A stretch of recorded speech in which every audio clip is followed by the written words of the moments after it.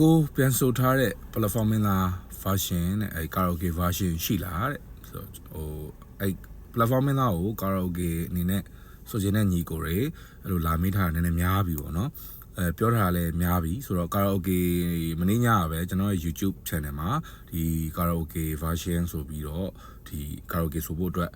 တင်ပေးထားပါတယ်ဆိုတော့ကျွန်တော် YouTube channel ကနေပြီးတော့ကျွန်တော်ရှေ့မှာပြထားတဲ့အတိုင်းကျွန်တော်တင်ထားပါတယ်ဆိုတော့ကျွန်တော် YouTube channel ကိုဝင်ပြီးတော့ဒါလေးကို down ပြီးတော့ karaoke ဆိုလို့ရပါပြီ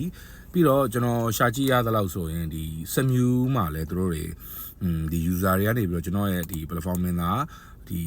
ဟိုပြန်ဆိုတဲ့ version လေးကိုပေါ့နော်ကျွန်တော် version လေးကို karaoke အနေနဲ့တင်ထားတာတွေ့ပါတယ်ကျွန်တော် Smu မှာလည်းဆိုလို့ရပါတယ်ပြီးတော့ဒီ Flow app မှာလည်းဒီတို့မှာ karaoke တို့ဒီ music app မှာ karaoke features လေးပါတယ်ပေါ့နော်ဆိုတော့အဲ့ဒီမှာကျွန်တော်ဝင်ကြည့်တော့လည်းအဲ့လိုပဲအမှလည်း karaoke ဆိုလို့ရတယ်ပေါ့နော်ဆိုတော့ဒီလိုမျိုးလို့ down ပြီးတော့ karaoke အနေနဲ့ပြန်ဆိုခြင်းလဲဆိုရင်ကျွန်တော်ရဲ့ဒီရှေ့မှာပြထားတဲ့အတိုင်းလေးပဲတင်ထားပါတယ်ကျွန်တော် YouTube channel ကိုဝင်ပြီးတော့ down လုပ်ရပါတယ်တလက်စားတယ်ကျွန်တော် YouTube channel လေးကိုလည်း follow လုပ်ခဲ့ပေးပါလို့ကျွန်တော်တောင်းဆိုပါတယ်ဆိုတော့ဒီ comment လေးကို reply ပြန်ပေးတာပါအားလုံးကျေးဇူးများကြီးတင်ပါတယ်